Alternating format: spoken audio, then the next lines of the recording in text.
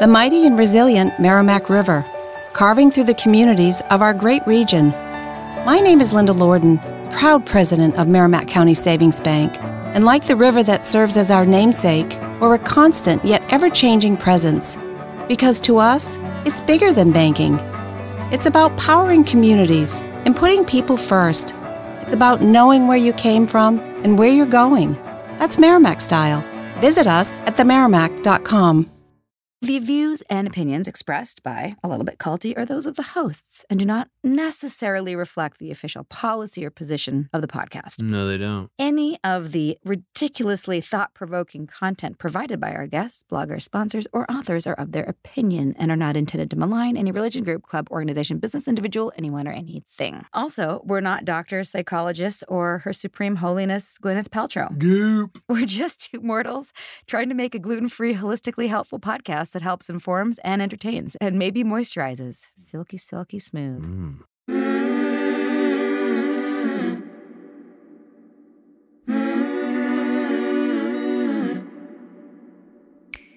Hey, everybody. Sarah Edmondson here. And I'm Anthony Ames, a.k.a. Nippy, Sarah's husband, and you're listening to A Little Bit Culty, a.k.a. ALBC, a podcast about what happens when devotion goes to the dark side. We've been there and back again. A little about us. True story. We met and fell in love in a cult. And then we woke up and got the hell out of Dodge. And the whole thing was captured in the HBO docuseries The Vow, now in its second season. I also wrote about our experience in my memoir, Scarred, the true story of how I escaped NXIVM, the cult that bound my life. Look at us, a couple of married podcasters who just happen to have a weekly date night where we interview experts and advocates in things like cult awareness and mind control.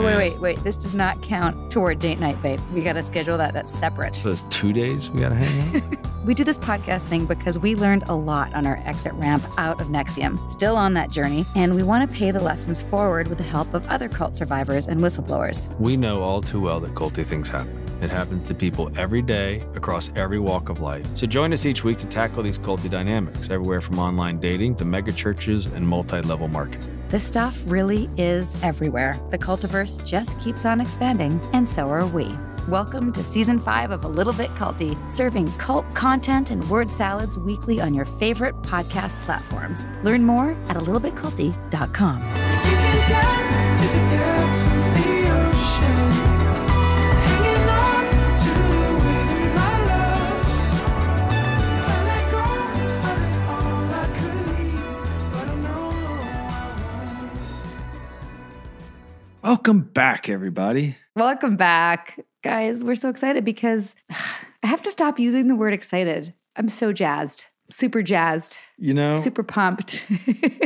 Yeah. I really nailed that Way one. to go, Sarah. Jazz reminds me of jazz hands. She's doing jazz hands too. Yeah. So it's just hard. It's just hard to get in there. It's hard to segue. It's hard to segue into domestic it is. abuse, isn't it? After that.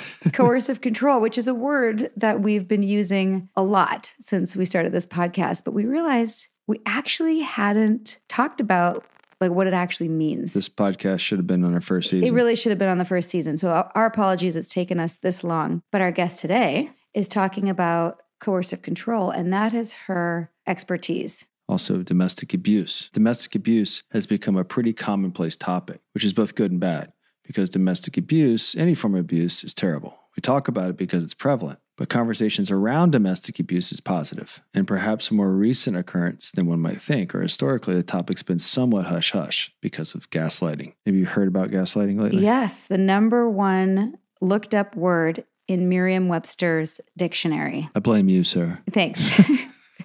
Classic Darvo. That's gaslighting. We'll get into that That's later. gaslighting. And actually, like about 13,000 people messaged us that meme. So thank you. I think that's a good thing that gaslighting has become more commonplace. Yeah. I hope the word doesn't get weaponized, though. Yeah, like narcissist. It's kind of like a lot of, like all that stuff. Nip, did you know that it wasn't explicitly illegal in the U.S. for husbands to beat their wives until the 1920s? That's nuts. Moreover, it wasn't into the 70s that states began actually criminalizing acts of violence by men against women. And now that Roe versus Wade is gone, who knows what's next? More on that later. The conversation around domestic abuse has also highlighted the different forms in which it can take place. That's part of what our guest today, Dr. Christine Cocchiola, is here to talk about. Dr. Cocchiola is a coercive control advocate, researcher, educator, and survivor.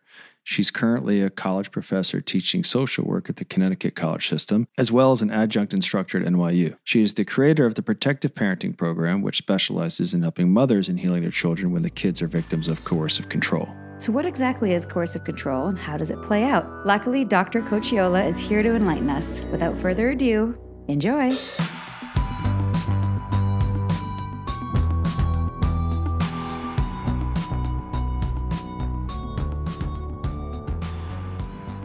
All right, welcome, Dr. C. We've been talking about doing this for a long time and appreciate your patience with us as we've been moving and rescheduling and kids sick and God knows what, but you're here and that's what counts. Thank you for having me. I'm excited to be here. Sarah and I were discussing, we know you're an expert and you're also a survivor. So we'd like to hear how you got in, how you got out, and how'd you get here? What brought you to this point? When did you actually begin to realize you were a victim of a narcissistic coercive controller, and then how did that lead to your work today? So I met my ex-husband when I was 16 years old and fell madly in love with him. And I was reading Scarred, Sarah's book, and just thinking about how I had just this really loving family system and we were taught to be kind and forgiving. And I think that a lot of people who end up in these relationships actually are, I call it perfect prey. I'm actually hoping to publish a research study on the idea that there are just some people who are set up in this way to be the perfect person for a narcissistic abuser. So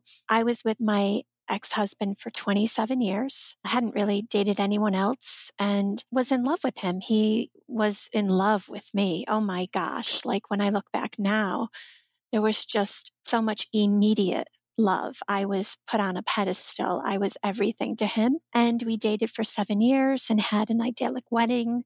And about 8 years later, had children. And in the meantime, I was always working one full-time job and one part-time job, always trying to ensure that we had, the thing is what we know about coercive control is 99% of victims suffer financial abuse. And financial abuse can look a lot of different ways. But in my case, it was about, you work extra hours and then we can have all these things that we want because I'm busy doing these other important things. And the relationship, I would say, relatively seemed happy and seemed good until I began to notice that I was being diminished in front of my children. There was some counter-parenting going on at a very young age when they were very young, and I just didn't understand it. And I know that a lot of people talk about one parent being the fun parent and one parent being the disciplinarian.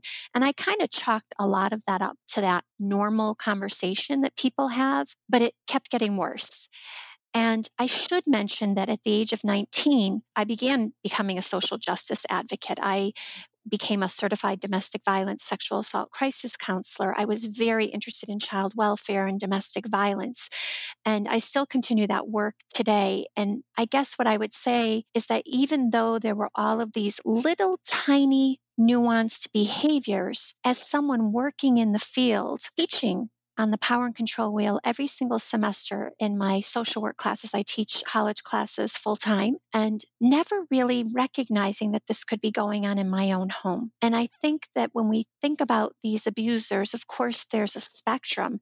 And I believe in my particular case, he was very good at keeping it so covert that I couldn't put my finger on it, even though I was helping victims all of the time, even though there was no physical violence, right? I had caught him cheating once and thought that that was it. And I wanted to believe, by the way, that he was a good human being. I didn't want to believe. The cognitive dissonance was so extreme. I just wanted to believe that he was, and he was a great dad, I thought. I thought he was a wonderful dad with our children. I just couldn't understand why when maybe mom would dance in the kitchen, instead of him saying, "Look how adorable your mom is," he would say, "Look at how funny your mom dances." And if I became defensive, then I was accused of being defensive, being too sensitive, being too emotional.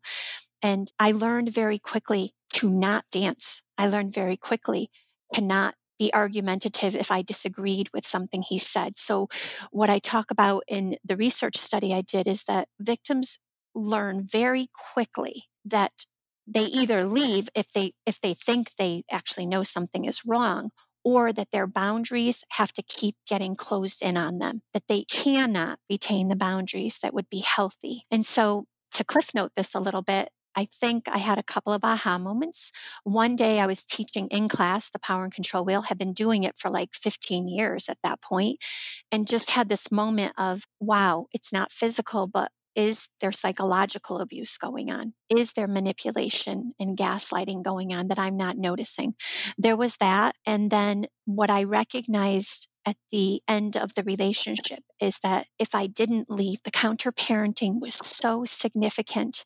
I had a beautiful baby girl and my son, but my daughter was really very much could not display love and affection for me. She really couldn't. And I realized that if I stayed, I wanted to stay for her, but if I stayed, that I might lose her entirely. And so, really, she was the reason why I left, not him. And then when I left, that's when the post separation abuse was so horrifying. If he had not been so bad post separation, because he was begging me to come back, but if he had not been so bad post separation, I might still be with him. I tell people that because he started sending about 300 emails a day. 10 were, I love you. You're my soulmate. How could you do this to our family? Please come back. Let's get therapy. And the other 290 were, you're unlovable. No one will ever love you. Your children will see you for who you are. And it took me 13 months to go to the police with that. And when I went to the police, I walked into the police to make my complaint. And I had 3 officers come into the room, the interviewing room, and I was with my best friend who is a police officer from another town. She came with me. We left my car at a commuter lot because I know he had my car tracked. He would know where I was all the time. Come to find out, he had my computer hacked. He had my phone totally accessed for at least 5 years. But when we walked into the police, I had 3 officers standing over me, and I started to describe and had my flash drive of the 3,000 harassing emails, and I never replied to him. I knew then to disengage. I had figured out to disengage. And one officer accused me of cheating on him. The other officer said, oh, you're the woman who's using all of your family's money on the divorce. I had just filed. No money had been used yet. And the other officer said, we're not here to take complaints that are trivial. He had been friends with all 3 of them. He knew the police. He was going out regularly to a local cigar bar. And he had told me that if you ever call the police, I'm friends with all of them. Because a couple of times I had threatened that. And I did call the police a couple of times. One time, like 5 years before, he had thrown all of my clothes out of the closet because he accused me of cheating on him, which I never did. He accused me of cheating on him because he saw an interaction between a friend of mine from high school and we were going to go out for a drink. And he was away and had left our family when my son had been not feeling well, and my son had Lyme disease.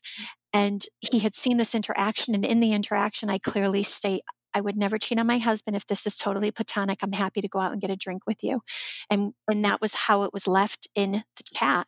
But then my ex accused me of that, threatened my life, said he was going to slit my throat, left a voicemail at my work, and I still forgave him. I still went back to him after that incident. So the divorce was relatively quick because I walked away from everything. He started locking me out of my own home, and the police would not get involved. I couldn't go into my home. I left with the items in the trunk of my car and had an adorable apartment that I now call home. And I think the worst part of it, and I'll promise to finish up, but the worst part is that he had attempted to alienate me. He used my children as proxies against me. They were now 19 and 17. And they, to come to my house or go to the beautiful home we had built, right? To stay, like they were in college or getting ready for college. This was all like during that process. My son was in college. And then when COVID hit, a lot of people I know have tragic experiences with COVID, but I would say that COVID saved my life because they came home, and when they were going between both homes, they would come and see me. And he did this to me, by the way. He turned off the electricity in the garage so they couldn't leave with the car to see their mother 3 miles down the road. He would hide the car keys. He, of course, had such a false narrative about me that they were so confused. And I quickly put on my clinical hat as a therapist and recognized that the most important thing I could do for them was provide a safe haven, a calm environment, a place where I didn't talk badly about them, even though, oh my gosh, I was so betrayed and felt so horrifying. The trauma was significant, but they were suffering cognitive dissonance. They were suffering it. So the good news is that they unfortunately see him clearly for who he is. They understand narcissism. They are proud of me. I just received my doctorate. They came to my presentation. My son said, Mom, you took a personal injustice and made it a societal justice. My daughter sees it clearly, and it's heartbreaking and such a betrayal. So that's my story. I mean, I always made this my life's work. I was always working for victims, but now it's like, oh man. I always say the guy who he's had an affair with for over 10 years now, they were having an affair, and I'm sure she's heard such a false narrative about me. The husband reached out to me. This was another affair. Like, I, of course, found out he had multiple affairs. And the guy said, yeah, he told me not to reach out to you 3 years ago because he said you don't want to poke that dragon. And I kind of like that because he poked a dragon now. He has no idea. He does have an idea, actually. He knows exactly what I'm doing. I didn't realize this was also Yeah, I recent. didn't either. Divorce was final in 2019. Sorry that happened, and thank you for sharing. Oh, sure. Yeah. I will say, Sarah, I think Sarah can agree with being someone who was working with people in the very thing that you didn't recognize was going on to you. Sarah and I had a moment when we left, just to relate to your story.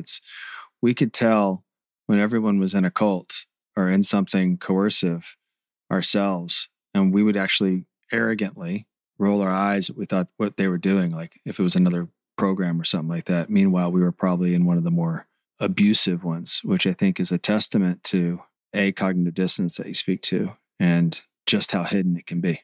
And you feel foolish at the same time, but also like, wow, it's a real thing. Right, right. And that's why I feel like I do tell my story, because I feel like if it happened to me, I'm not suggesting I'm better than other people, but God, I was teaching on it every freaking semester. I was working with victims and survivors in my volunteer work for a local agency. I mean, in other words, I think it can happen to anyone. It can. Yes. Right. That's why talking about this is so vital. No, we literally had a class about cults and how to know what a cult is. Oh my God. using fear and dependency and just the word, anyway, I'm glad we're laughing at it.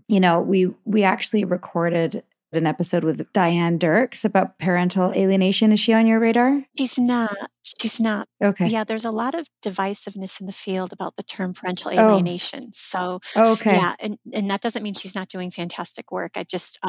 We try to use, some of us in the field try to use domestic abuse by proxy. Mm-hmm. And yeah, that's a whole nother podcast, by the way, to talk about unpacking that concept. Sure. Can you define coercive control and what it means? What we know now in the field is that coercive control is the foundation of literally any kind of abuse. So it's certainly the foundation of most domestic abuse, for sure, because situational violence is something that occurs very rarely, and it occurs when perhaps two people have a maladaptive coping that is anger. And so they might hit or push when they're angry, right? But coercive control is everything else. And it's based on this power and control. And what I think you guys are trying to highlight, and so many people are now, is that coercive control happens in systems all of the time. And it is how people have power over others, power over. And so, what I always tell my clients is that our goal is to have personal power in relationships. That's not a bad thing. That's a really good thing.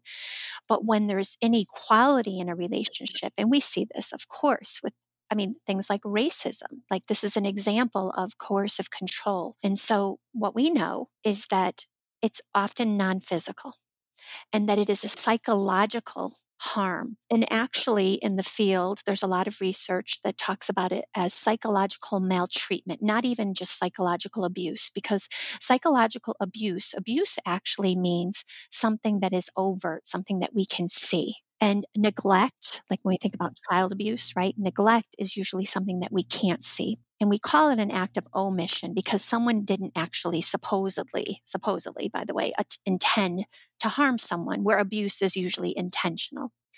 And so maltreatment covers both abuse and neglect, and it is something that impacts. And I also try to veer away from emotional abuse, and I'll tell you why. Because emotional abuse is something that harms me emotionally. It makes me afraid. It makes me anxious. All of those things that are going on.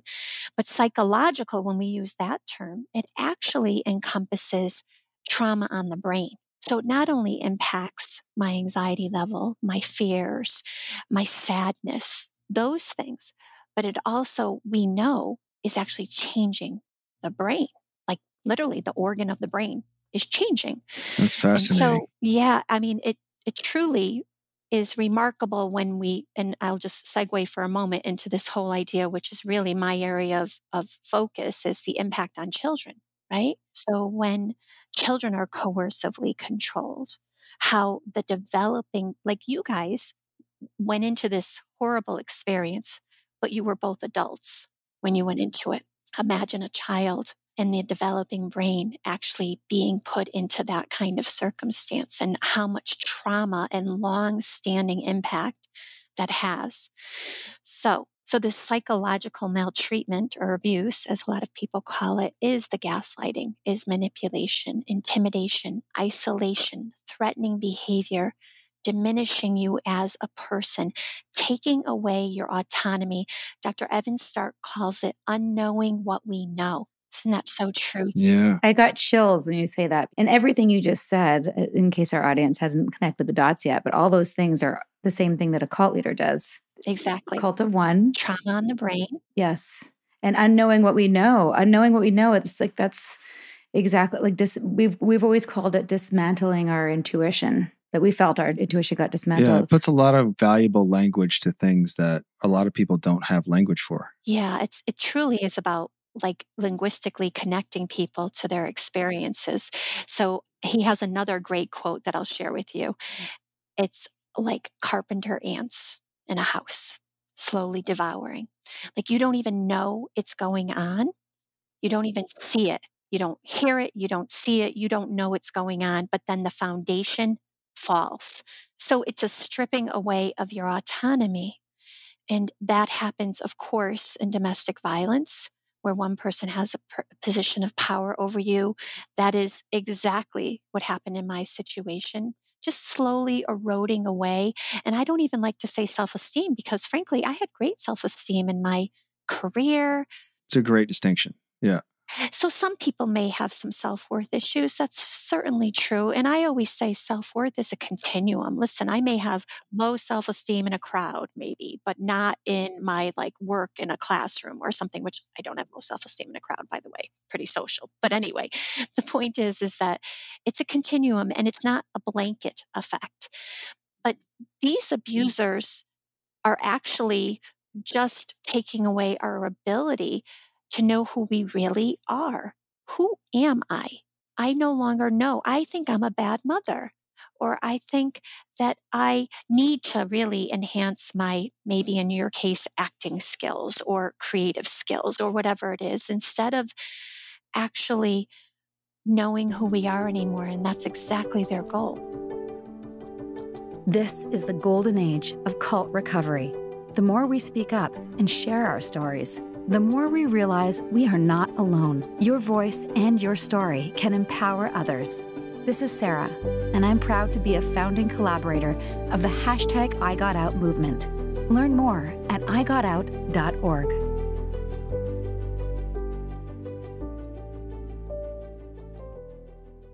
This episode is sponsored by BetterHelp. What are your self-care non-negotiables?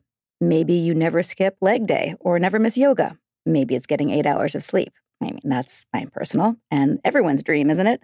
Well, I definitely have some non-negotiables. Like, I'm in Vancouver right now, and I'm spending literally as much time as I can outside in nature.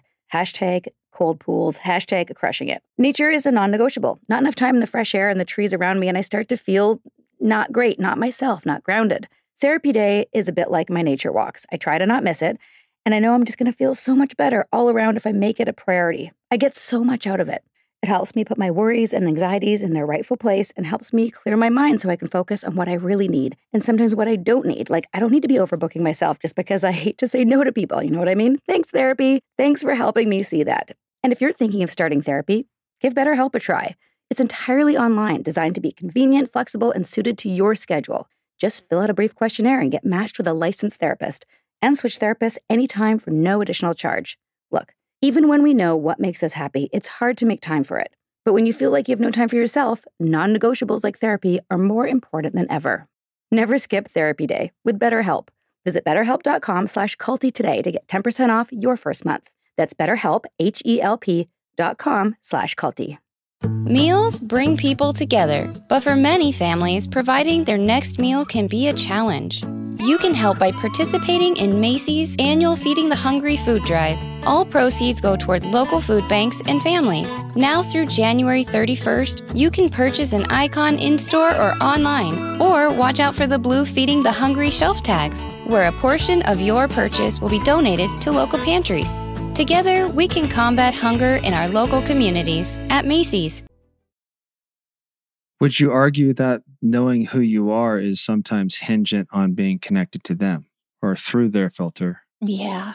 If they are the person who is diminishing you all of the time, even if it's covertly, you don't even know it's going on, right? The carpenter ants kind of thing, right? If they are diminishing you all the time, then aren't they the people that perhaps you're looking for affirmation? Mm-hmm. The crumb. The crumb. The crumb of affirmation. Yeah. We've talked about that a few times in the podcast, how Keith would dole out these little crumbs, little crumbs. Do you remember in season 1 of The Vow where Keith had me like up on, it wasn't stage, but it was in front of all my peers practicing the new sales pitch. And you don't see the full thing, but it was going on for hours, like drills. And I was like determined to not give up and not cry and not be humiliated. And I was humiliated. And then at the end, he was like, good job. It was like the only time I ever got a compliment from him. And it meant something to me. And I can only imagine what it was like for the women who were with him, you know, and wanting that from, in some of their cases, like their lover, but also the source of fixing everything. But there was a level, I think you were susceptible to it though, Sarah. So I think, and correct me if I'm wrong, that was the level to which you were susceptible. The people who ended up being in his inner circle were maybe even targeted more or more susceptible because for various case-by-case reasons. And I was susceptible to a different degree. Yeah, I mean, I think I was susceptible to even just being like, to getting on the straight path and please share your analysis, Dr. C. But what I resonated with, you know, hearing some of your other interviews is that I am accommodating and I am a fixer. And so, yeah, I heard you say that a couple of times. Talk to us about that. Yeah. So actually, the research study that I completed, it's called Perfect Prey. And the idea behind it is that, so Jeffrey Young and Janet Glasgow do this 11 Life Traps book, and it talks about maladaptive coping schemes. And because we all have them, right? And so we may grow up, it may be because of our development, it may be how we're born, it might be culture, but certainly in particular for women, there is a people pleasing, like just how do we make everything right? How do we fix things? And so that maladaptive coping is called subjugation, which you guys are familiar with, right? And so are people who have that as one of their traits. And by the way, Dr. Sandra Brown calls it a super trait because it means that we kind of just want everyone to be happy. You know, we're not making the neighbor cookies because we're trying to kiss their ass. We're making the neighbor cookies because we think it might make their day. You know, like that's just like how it is. And so do those traits set us up to be perfect prey? And the answer is a resounding yes. And then would a narcissistic coercive controller ever be attracted to anyone who doesn't have those traits? First of all, if I'm a narcissist, then I don't like myself. I know that I'm not a decent human being. I don't like who I am. So I'm going to surround myself with people who I do like so I can mirror that, right? So there's that. But then am I going to be around someone who's going to maybe dictate to me what to do? Or am I going to be around someone who's constantly trying to make me happy and fix things? And so, you know, Young and Glasgow talk about these like identity characteristics. It's like, it totally is people pleasing to some degree. It's giving more than taking. Think of all the people you know who are givers in relationships. How readily have they been harmed by other people, betrayed over and betrayal trauma, right? Betrayed over and over again in relationships. It's over and over. It really is. I've seen it. Like it's the same thing over and over. They pick the same type Yes. partner. Probably why also people cult hop, right? Oh, yes. Yes. Right. Needing to find someone else. So walk me through the perpetrator's psychology. I see people that want to please, and you just address some of it. Walk me through the impulse of abusing them in the way. Like, what would someone get out of that that's so abusive? So I say this, right? Not all narcissists are coercive controllers, but all coercive controllers are narcissists. Okay. And when I think of coercive control, I think of it as people in positions of power, obviously cult leaders, people in government. I think of child perpetrators. They use the same tactics in grooming children. I used to be the educator here in the state of Connecticut on The Stranger You Know, and grooming children for child perpetration, sex trafficking, all of that is literally the playbook of a coercive controller. And so why do I need to have power over others? If I'm a coercive controller, I have a characterological issues. I have a pathology that is filled with shame. And the only way that I can feel good is if I have control over other things in life, control over people in life. And so what do? I find people, perfect prey, that I can actually exert this control over. And if I can't exert it over you, oh, then I'm out of here. I'm not sticking in this relationship. I'm only doing it. I mean, I think like people who left the cult who were kind of considered evil by those of you in the cult, right? Like the people who decided to leave, right? Because those people had harmed his ego so significantly that he had to get revenge. And that's what I think is important for people to understand. The number one tool of all of these abusers is, and that's how we can tell the difference, by the way, between an abuser and a victim. I mean, we say family court can't tell the difference between abusers and victims. I'm like, the writing's on the wall. Who wants revenge? Who will do anything to harm the other person because the other person has left or disengaged or said something bad, something true about the Right. abuser?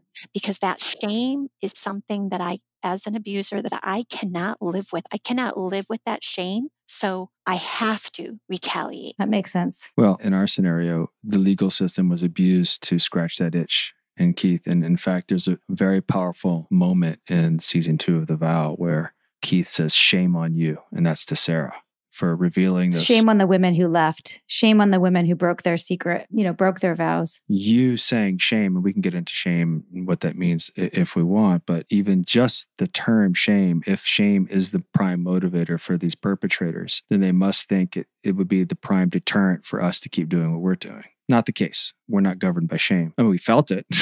Trust me. I mean, Sarah and I went down some shame spirals, but we knew it was temporary and we knew it was something that we were going to be able to bounce back from. Well, our shame was more about joining in the first place and missing the red flags and being such, zealous Well, eating our recruiters, humble not pie. shame Right, for leaving exactly, and not, exactly.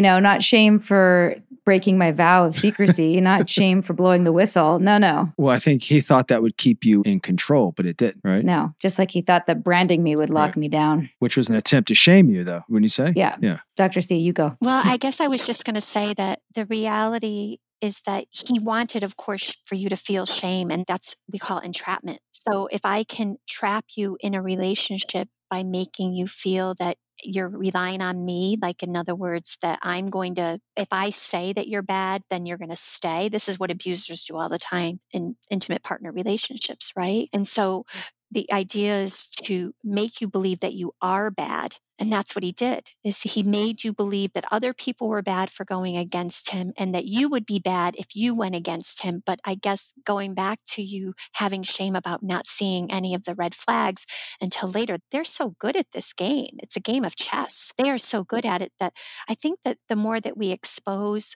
that so many people miss the red flags, that this is not yours to carry. I mean, that's why I think it's so important that we are open about this conversation. Absolutely. Because people leave these things and they're so ashamed and then they just pretend it never happened. I can't even tell you how many people have left with us, trusted us and left with us, but never addressed these things. Never. Just like, oh, okay, that was bad, and then just ignored it. And I feel like it's coming back to haunt them, but that's a separate story. When you first reached out, what was it that you saw in our story that you thought we should have a conversation? I think the idea that we can be so indoctrinated in a false narrative and believe it 110%, like just believe that this is a good thing. This is a good thing. And then the dismantling of that and realizing that, and that again goes back to that betrayal trauma, right? Like literally you guys were so betrayed by the system, by him, by loyalists. There's just such a betrayal. And I think,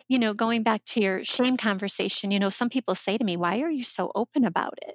And so there's still people trying to shame me is the point. And so I think when you guys have the courage to have a podcast and actually talk about the insidious nature of this abuse, that resonated with me. Great. That's awesome. What would you say to the loyalists who say that I'm not the victim, Sarah is the abuser? Gosh. I mean, I think that first of all, the question is what makes you say that, right? Like from a clinical perspective, we always ask people why they think that, like what makes you say that? And I guess their response would be that you guys turned against their great leader. So for me, they need intensive therapy to discuss what their maladaptive coping is. Going back to those negative schemas that we get as a result of childhood development and how we're born and culture, what are theirs that they're not willing to face? They have all of this evidence. What is it about when you have all of this factual evidence that you're still being in some ways destabilized by the abuser? I didn't think of it that way. I would want to give them intensive therapy. Hopefully we'll be sending some people your way. I mean, we haven't done our Vow season 2 debrief on our main feed. We just did it on Patreon so far, and we will. But that's one of the things that we will share is that every episode we thought, oh, finally, this is going to wake them up. This moment, seeing Keith leave his lifetime partner in her own feces while he eats eggs will wake them up.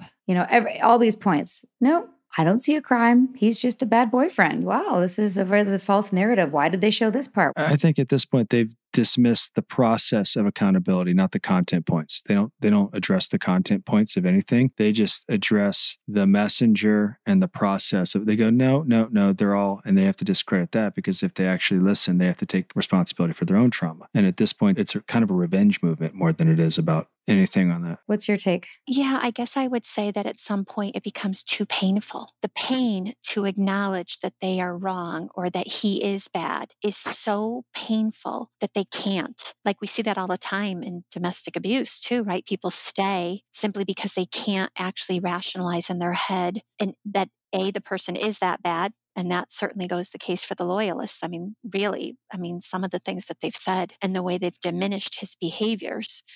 But it's too painful for them to acknowledge that they actually fell for it. Like their egos, that's the point, right? So how healthy are their egos in order for people to engage in these kinds of relationships? To some degree, people aren't able to see their resiliency. And in the case of these loyalists, how resilient are they that they can't even acknowledge that they may have done something wrong, that's too painful? That's a lot like a narcissist. Think about it.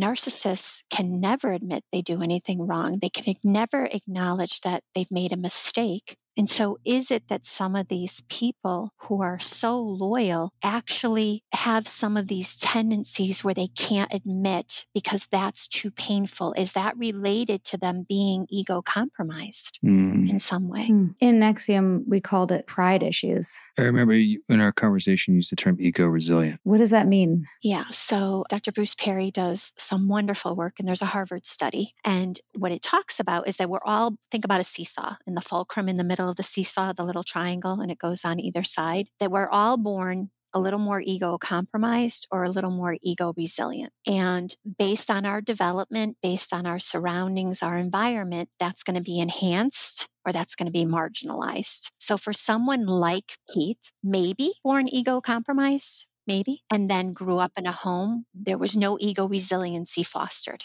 right? There was none of that was fostered. So it created the monster, frankly. Someone who can't deal with shame, someone who has to project all of the time, someone who certainly needs to have power and control over others to feel halfway decent as a human being. That's the only way he feels good, is to have power and control over others. And we were also told by someone who knew him at a young age that he had multiple girlfriends at the age of like 12 or 13 already. Like he started young. And also was like, I don't know if he was chubby or like just a nerd, or like either way he didn't fit in, but found ways to like start messing with people at a very young age. A number of people around him that knew him when he was young have confirmed that. Right. So that makes sense. Why is it that some people, when they're made fun of when they're younger or maybe have a bad experience, don't become perpetrators? Why? Right? They don't become narcissistic coercive controllers because they probably were either born more ego resilient, or ego resiliency was fostered in their development. And so someone like, again, there's no excuse for abuse, right? It sounds, but there really isn't. But what is it about some people that they can have horrifying circumstances and they still are decent human beings? Right. Like the way that they're loved and supported outside of those experiences. Human connection. Right. Unconditional. What we know from the research is that having unconditional positive regard from a primary caretaker is the one saving grace for every single child that is abused or neglected in some way. Unconditional positive regard. Unconditional. So think about a coercive controller as a parent, a narcissistic coercive controller. Their love is not unconditional. You're only loved if you give certain things. You were only a part of that cult if you guys gave what you needed, like you followed the rules, right? And so the question always becomes for people who are wondering, am I in this kind of toxic relationship, is, does the person you're with love you unconditionally, or are they using your vulnerabilities against you? Do they take your vulnerabilities and use them to harm you? Because that's all that abusers do. And that is the biggest, in my opinion, red flag. And so in the case of Keith, he probably didn't have anyone who loved him unconditionally with positive regard and or was ego compromised. Again, you can be born ego compromised and never get that love, but you get it from someplace else. Human connection with unconditional positive regard is the most important thing for healthy brain development. The most important thing. It starts with skin to skin and eye contact while breastfeeding. We learned from Dr. Ramani. I did the skin to skin part. Hey there, listener. Hope you're enjoying this episode and that you're remembering to hydrate, stretch, and unclench your jaws. Sometimes listening to conversations about heavy topics can really make you tighten up, you know? And remember, a little bit culty loves you. Also, come hang out with us on Patreon after you finish this episode. It's fun over there. Fun is good. And now, here's a brief message from our sponsors. The Frankies were a picture-perfect influencer family, but everything wasn't as it seemed. I just had a 12-year-old boy show up here asking for help. He's emaciated. He's got tape around his legs. Ruby Frankie is his mom's name. Infamous is covering Ruby Frankie, the world of Mormonism, and a secret therapy group that ruined lives. Listen to Infamous wherever you get your podcasts. This episode is sponsored by BetterHelp. What are your self-care non-negotiables? Maybe you never skip leg day or never miss yoga. Maybe it's getting 8 hours of sleep. I mean, that's my personal and everyone's dream, isn't it? Well, I definitely have some non-negotiables. Like, I'm in Vancouver right now, and I'm spending literally as much time as I can outside in nature. Hashtag cold pools, hashtag crushing it. Nature is a non-negotiable. Not enough time in the fresh air and the trees around me, and I start to feel not great, not myself, not grounded. Therapy day is a bit like my nature walks. I try to not miss it, and I know I'm just going to feel so much better all around if I make it a priority. I get so much out of it. It helps me put my worries and anxieties in their rightful place and helps me clear my mind so I can focus on what I really need and sometimes what I don't need. Like, I don't need to be overbooking myself just because I hate to say no to people. You know what I mean? Thanks, therapy. Thanks for helping me see that. And if you're thinking of starting therapy, give BetterHelp a try. It's entirely online, designed to be convenient, flexible, and suited to your schedule. Just fill out a brief questionnaire and get matched with a licensed therapist. and switch therapists anytime for no additional charge. Look, even when we know what makes us happy, it's hard to make time for it. But when you feel like you have no time for yourself, non-negotiables like therapy are more important than ever. Never skip therapy day with BetterHelp. Visit betterhelp.com/culty today to get 10% off your first month. That's BetterHelp, HELP.com/culty. Tell us about Darvo. So the idea is that when she in particular was researching children and when they are abused, what happens when the abuser, the coercive controller, basically denies the abuse, right? That's a betrayal, that's a trauma betrayal, right? And that what ends up happening is that oftentimes, and I think it probably is very relatable to cognitive dissonance, oftentimes there is this belief that it didn't really happen anymore. How many people do we all know that have been horribly abused as children, or maybe are still talking to the narcissistic coercive controller in their life? Again, loyalists, right? Because they become blind to the betrayal, because that's an easier way, again, to cope, to not deal with the pain, to not deal with the shame. It's all of those things. And then if you take, of course, the power over that an adult can have over a child, and that's where Jennifer Freyd's original terminology came from, is in these systems, how many children recant when they've been abused, right?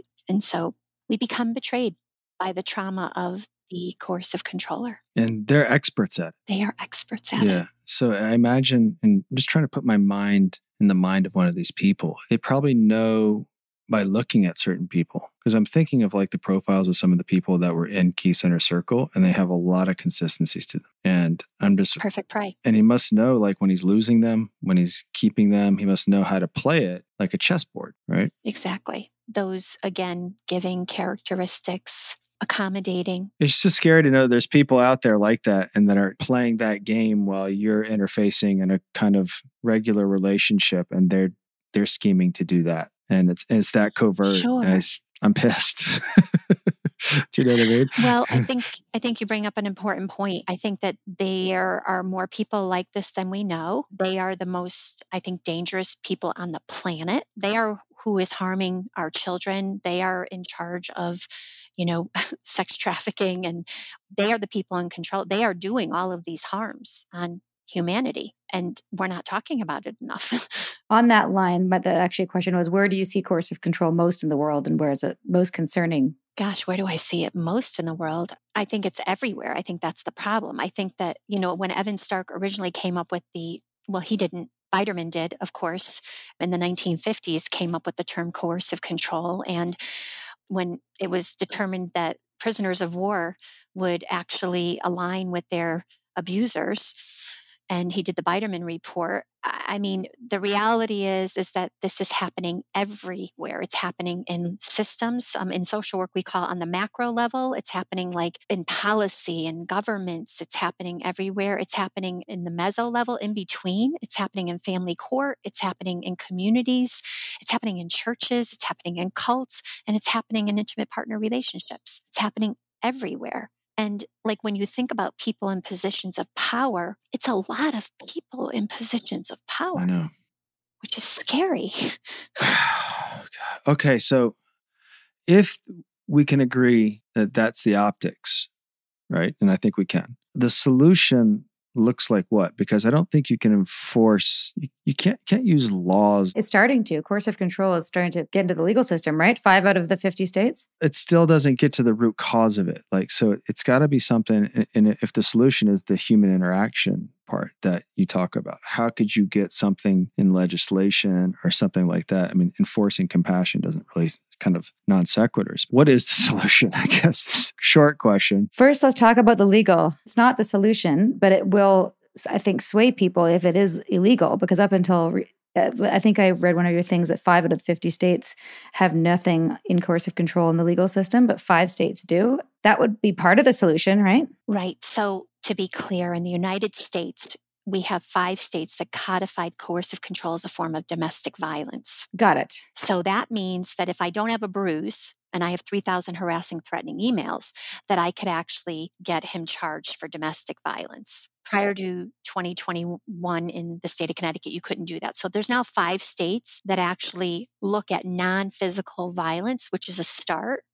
But the UK, South Wales, France right now, they're all trying to criminalize coercive control, which means that not only is it considered a form of domestic violence, but it's also considered a criminal act. And that, I believe, would give us leverage. How are they proving that, though?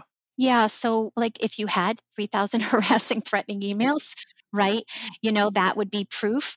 If you have a history, we call it vexatious litigation, like in the family court system, like someone who continually brings you back for pleadings or contempt charges that are false.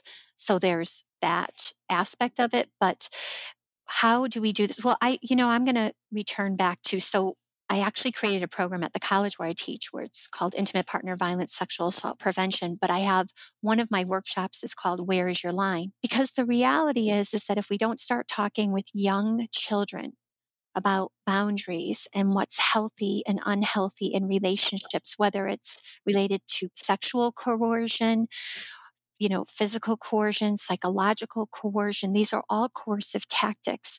So really, for me, it feels like, and of course I'm an educator, so I have an affinity to that, but it feels like we need to begin educating more and more so that people don't get caught in cults in these kinds of relationships. I mean, your book, Sarah, details like, you had these feelings, right? That's an interesting conversation. I always say to like clients, like, we're always taught, especially as women, by the way, to diminish the butterflies we're feeling, the feelings we're having of our intuition telling us something doesn't feel right. We might be in a ramp garage and walking down, and we might hear footsteps behind us, but we don't run because we don't want to offend the person behind us. This is how women behave, like all the time. We're not willing to follow our intuition because we don't want to offend someone. I mean, right, Sarah? Does that sound like Yeah. familiar to you? Yeah. Yep. And so really what we need to do, especially with our young children, is say, that feeling you have that you don't like to sit on Uncle John's lap, that's a good feeling. That's an okay feeling. And mommy and daddy are listening to you. We're hearing you. Allowing young people, children, to feel their intuition and not diminish it, I think is the beginning of them seeing what a red flag is. And just to be clear, not it's an okay feeling, but it's okay to express that feeling. Exactly. Yeah, the feeling itself is Thank you. the feeling. The Yes. feeling itself is not okay, which is the point, right? Exactly. Somebody told me recently they taught their kids that it was called the uh-oh feeling, and if you feel the uh-oh feeling, to make sure you express it and tell your parents, or not necessarily That's the person right. who's giving you the uh-oh feeling. Right. And the other side to that is that the parent cannot have told the child over and over again, if you tell me that anyone ever touches you, I'm going to kill them or never talk to Right. them. Like, in other words, we have to set our children up that we're a safe space to tell that story too. Right. Yeah. But I mean, young people, adolescents, this education about what is a red flag, what are the toxic features of relationships is, I think, the beginning. Of course, having it illegal would be helpful. I think the other issue is that people are not talking about, a lot of people don't talk about coercive control, and they don't see it as a systemic issue. And it truly is. They don't seem to understand what they're looking at as well. So I read your assessment. It was called The Reframing of the Depp Heard blog that you did. And I'd love for you to expand on that, because Sarah and I didn't really follow it. I saw a couple memes, tweets about it. I just didn't like watching a marital dispute, and I didn't know much about it. But the superficial impression I had of it was that she was a lot of the perpetrator. And then I think Johnny Depp won money. Is that right? And reading your reframing of it really had some parallels between our experience, and I'll let you explain it, particularly in the non-existing annihilation aspect of it. You care to explain the optics of that and how, at least when I read it, I felt educated and informed. Thank you. I appreciate that. Quick thing before you do, because like every time we do a podcast that has like a heated topic like this, everyone's like, oh, like, because there's sides, right? Everyone's so binary. And I just hadn't even covered it because I hadn't deep dive. I hadn't either researched it myself, and I still haven't. So that's sort of what I want to preface it, is that this is your perspective. I want to hear it. I'm not taking sides. I haven't done my own research yet, but I want to hear how this relates from what you learned in that case. Sure. So I would say, first of all, we can agree, like people who disagree with me, it's absolutely fine. We can agree to disagree, but the foundation of the relationship the initiation of the relationship is based on one person having more power, having inequality in the relationship. And so Depp was much older. He had more money, fame, fortune, etc. And, people will say, well, she took advantage of his money and she wanted all of that. And okay, maybe she did. Like, of course she did. Like that's irrelevant to the coercive control. It's an attempt to slander her character to justify abusing her. Absolutely. And that doesn't highlight It's not relevant. the issue at Yeah, hand. it's The not issue, relevant. It's It's not irrelevant. relevant. Exactly. Yeah. Exactly. She did a lot of things. She's not the perfect victim, but frankly, let me just ask, who is, by the way? Yeah. Who is? Right. When people are trapped over and over and over again, and if you listen to some of her audio clips, if you listen to experiences she had, she was trapped. Okay, now maybe he was trapped sometimes. Okay, fine. People want to say he was trapped sometimes too. I would say that there was always an attempt by her to calm him down, to get him not to be upset. She actually said after she disclosed her own domestic violence, she said, let's just put this aside. Let's just move on. And he did not want that. He wanted to make an example of her. And so if we think about the fact that he certainly hired with lots of money a negative social media campaign that highlighted all of the mistakes she made, then that's all that people heard were all of the mistakes she made. What people did not hear is that he threatened her constantly. Constantly. He told her over and over again that she was nothing, that she was zero, that he was going to annihilate her, that he made the trial public in Virginia. He didn't have to do that. He had lost in the UK, 12 of, I believe, 14 counts he had lost. So this is about power and control. That's all this is about. This is about one person exerting power and control. And when that person lost, they decided they were going to exert more. And what we know about coercive control is that it intensifies post-separation. It intensifies when you have gone against the coercive controller. He has every single sign of intensifying his abuse over and over again. And so she's not the perfect victim. She did some pretty gross things. And, I would say that interview, in my world, domestic abuse, interview 100 domestic abuse victims. I'm going to tell you that probably at least 50 of them pushed their offender back, physically pushed. Because when you're trapped over and over again, we don't call that mutual abuse or reactive abuse. Those are misnomers. I refuse to use them. We call it defensive. You reach a point where you literally cannot control yourself any longer. And that goes back to the conversation about subjugation I had earlier. What we know about people is when they're constantly over and over again attempting to try to please someone and never meeting with success, that eventually they may explode. They may actually lose their, ability to control themselves. And in the case of Amber, she did that. Mm-hmm. She did that. Of course she Well, did. I did too. And it was called My Temper Tantrum. Well, there we go. I just want to read this excerpt from it because I think it's great. The annihilation is exactly what a coercive controller wants. Coercive controllers want to have control of their victims, and if their victim pushes back, they will do whatever they can to demoralize the victim and attempt to have them lose who they are, to diminish them as a person. That describes our situation to this day in a lot of ways. I mean, they're still attempting to do that. So when I read that about the Depp Heard, of course, you can say whatever you want about Amber Heard, but you're also seeing the second punch. There's a joke in sports, never hit back because the ref always sees the second punch. He never sees the first one. What you're seeing is the second punch. A great sports Yeah, metaphor there we go. again. I always from weave Mathias. them in. I'm always weaving them in. That's a good one. Thank you. Yeah. Thank you.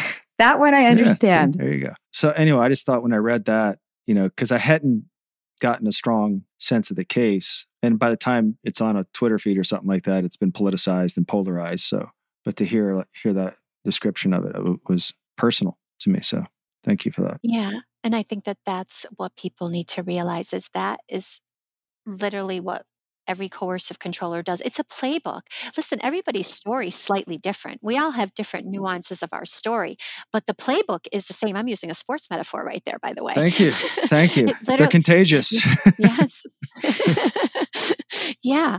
So if someone is trying to get revenge, if someone is trying to annihilate you, if ask yourself, the people you love, who you know are kind, giving people, is that what they do when they're upset? Is that what they try to do? Is they try to annihilate someone else? They try to harm someone else? No. They try to bring to the forefront the truth, but that's not the same. Yeah. Yeah. Some of the dynamics we've talked about recently with our boundaries being so crossed, and how both, like, well, I'll just speak for myself, like I have a sort of a PTSD startle reaction that, like, if even when my kids jump on me, I'm like, I think I'm being attacked, and I feel like sometimes Nippy has had interactions. Like, I don't know if you want to talk about what happened recently, Nip, but it feels like your response, you go to 100 really quick. Oh, when I feel like my boundaries are crossed, like I can be totally fine. But when I feel like there's an infraction in my boundaries, I go to 0 to 10. And I'm just like, I need me. It's like, I got to have, whoa. I'm like, back. My back goes up. Yeah. Yeah. That's entirely what Young and Classico detail in their book about subjugation, right? Is that then we're percolating a little bit, and then, like, literally the top of the percolation of the coffee pot like explodes because you're just so tired of being trapped from other experiences, whatever, right? But you're so tired of that feeling that your brain goes into reptilian mode, right? So the brain, you can't cognitively process that issue and say, okay, wait a minute, this person's not trying to do that to me. It's just reminding me of that other thing. You're in reptilian mode, so you're responding in the same way that you would if you were in a cave with a bear. The amygdala, right? Right. The amygdala hijack. Amygdala hijack. So many overlaps with little nuggets from past episodes right now that I'm linking together. I mean, this is such a treat because Nippy and I get like this sort of bonus pseudo Honestly, therapy. it's so informative because you've been able to turn it into really poignant wisdom to put words to, like, oh, my kid's not ego resilient yet, or that's an area I'm not ego resilient. Like, the language is valuable. Thank you.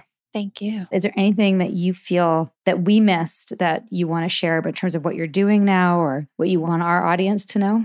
I just want to say to all the protective parents out there who are dealing with a coercive controller that I hear you and I see you.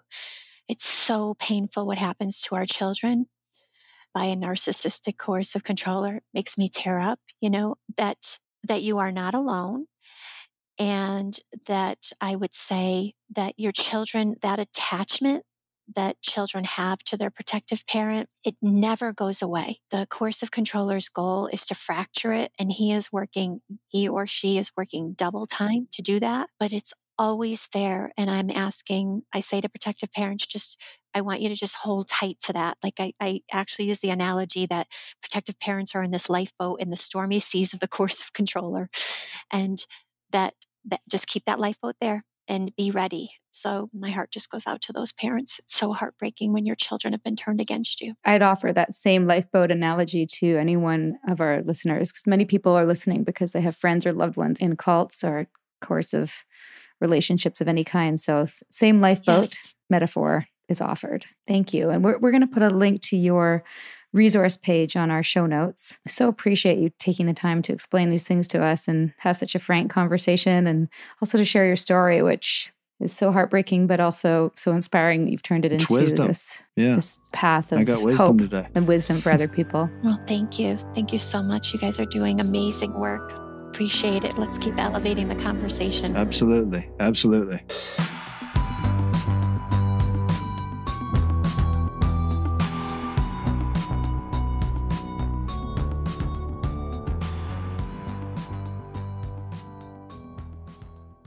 So what'd you think, babe?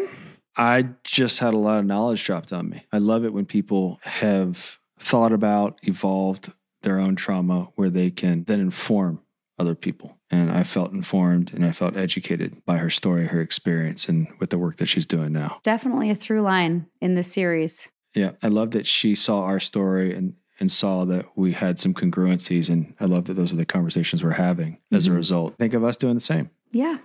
And anyone interested in learning more about Dr. Cocchiola, you can check out our website in our show notes, and we'll be listing out some of the resources discussed on today's episode. And stay tuned for next week's, which is looking more into a subset of coercive control, specifically around what happens when parents are using coercive control with a term that is a bit controversial. We'll talk about it next week, parental alienation, and how that is used and how that relates to culty, cult of one douchebaggery. Till then. See you over on the Patreon. Don't forget, guys, Christmas is coming up and Hanukkah, whatever you celebrate. You might want to get a mug or a fanny pack or a tank top for that little bit culty fan in your life. I know I'm sure hoping to get some, hint, hint. What do you want? Some ALBC merch or a trip to the spa. All right, bye. Or some Epsom salts. Bye. Okay, don't forget to like us on Instagram, right? Rate, review, subscribe.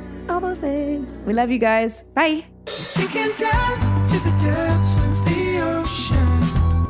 I'm hanging on to the weight of my love. If I let go of it all, I could leave, but I know I won't. Hope you liked this episode. Let's keep the conversation going and come hang out with us on Patreon, where we keep the tape rolling each week with special episodes just for Patreon subscribers and where we get deep into the weeds of unpacking every episode of The Vow. And if you're looking for our show notes or some sweet, sweet swag or official ALBC podcast merch or a list of our most recommended cult recovery resources, visit our website at alittlebitculty.com. And for more background on what brought us here, check out Sarah's page-turning memoir. It's called Scarred, the true story of how I escaped Nexium, the cult that bound my life. It's available on Amazon, Audible, narrated by my wife, and at most bookstores. A Little Bit Culty is a Talkhouse podcast and a Trace 120 production. We're executive produced by Sarah Edmondson and Anthony Nippy Ames, with writing, research, and additional production support by senior producer Jess Tardy. We're edited, mixed, and mastered by our rocking producer Will Rutherford of Citizens of Sound, and our amazing theme song, Cultivated, is by John Bryant and co-written by Nigel Asselin. Thank you for listening.